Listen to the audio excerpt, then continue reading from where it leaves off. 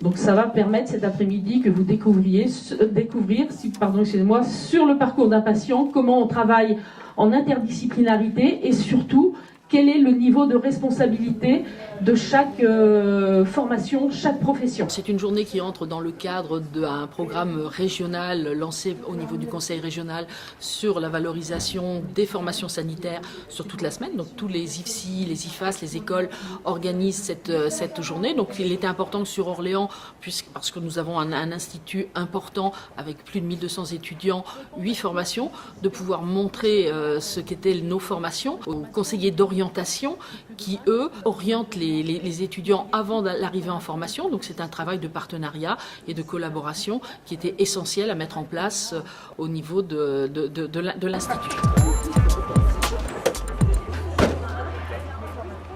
C'est une formation qui est dense, courte, c'est 4 mois et demi.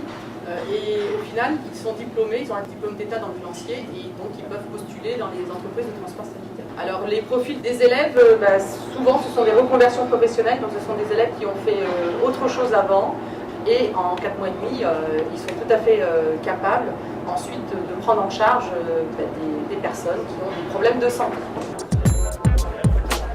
La mission de l'infirmier de bloc opératoire est vraiment de travailler avec plusieurs corps de métier. On est vraiment dans l'interdisciplinarité. On est amené à faire beaucoup de chirurgies différentes, si bien l'urologie, la gynécologie. Le bloc opératoire, en fait, c'est vraiment le lien entre la médecine et toutes les nouvelles technologies. Ça consiste en accompagnement de l'enfant au quotidien. Donc ça peut être un enfant sain, comme en structure d'accueil, ou un enfant malade dans les structures hospitalières. Donc de la naissance à 18 ans. Donc c'est cet accompagnement de l'enfant et de ses parents. Ça peut être de l'éducation, ça peut être du conseil. C'est veiller à l'enfant, prendre soin de l'enfant et de ses parents. Voilà. Marilyn, est-ce que vous pouvez nous parler du métier de puéricultrice? Oui, tout à fait. Donc, la puéricultrice, c'est une professionnelle de santé qui est infirmière à la base, donc qui a déjà eu une formation d'infirmière et qui ensuite se spécialise chez l'enfant, donc de la naissance jusqu'à 18 ans. Elle travaille dans différents secteurs, donc notamment en crèche, en PMI, dans les maternités et dans le secteur hospitalier. Dans le secteur hospitalier, on a différents services, donc la pédiatrie, la néonatologie, il y a aussi les maternités, donc voilà. On travaille avec tous les âges de la vie, donc du prématuré jusqu'aux personnes âgées. Ça se développe beaucoup dans les EHPAD, la psychomotricité en ce moment. On touche toutes les pathologies, ça peut être très hospitalier avec des maladies en pédiatrie pour accompagner le vécu sur des maladies pédiatriques. On a aussi un rôle de dépistage, par exemple dans les crèches où on peut aller repérer peut-être qu'un enfant ne va pas bien et pouvoir l'orienter vers une structure de soins. On a différents outils, on travaille avec le patient sur ses difficultés. Et le but, c'est qu'il mette en jeu son corps pour qu'il apprenne à mieux le connaître, mieux le sentir, mieux le maîtriser. Nous, on aide les gens à ça. Je me frictionne les mains jusqu'à séchage complet. Alors à l'IFPM, on bénéficie d'une machine qui permet de voir si la désinfection a été correcte. Et donc là, elle est correcte. Ça va, juste un petit peu là. Tu vas régler ton débit, effectivement. Je suis d'accord avec toi. Qu'est-ce que tu vas vérifier d'autre aussi avec la patiente? Donc la veineux, on l'a vérifié, ça, je suis d'accord avec toi. La perfusion, on a bien réglé le débit.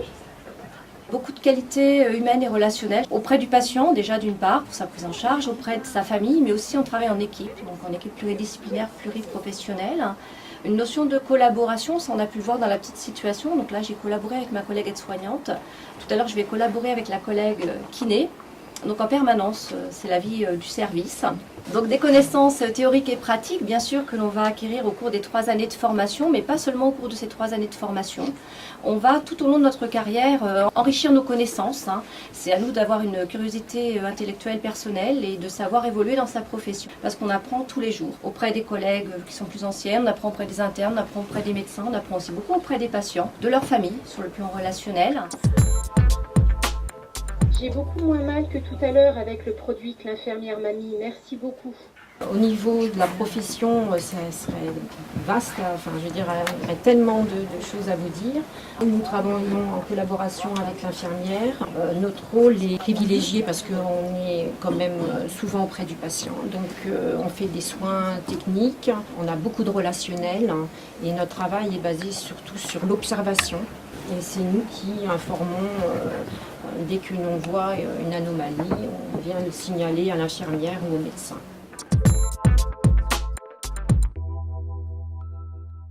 On établit une vraie relation, comme disaient tout à l'heure mes collègues, avec le patient. On ne touche pas n'importe comment le patient, c'est quelque chose qui peut être... On rentre vraiment dans l'intimité du patient.